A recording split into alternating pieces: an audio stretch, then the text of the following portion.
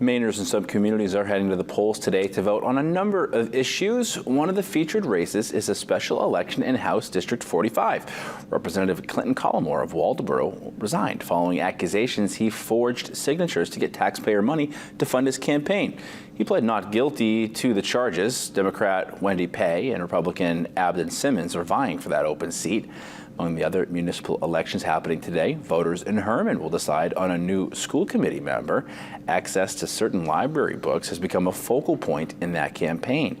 And in Bar Harbor, there are town council races on the ballot, as well as a bond question regarding a new elementary school. Voters will decide whether or not to approve a more than $58 million bond for the $125 million project. We'll have the latest election results during TV5 News at 11.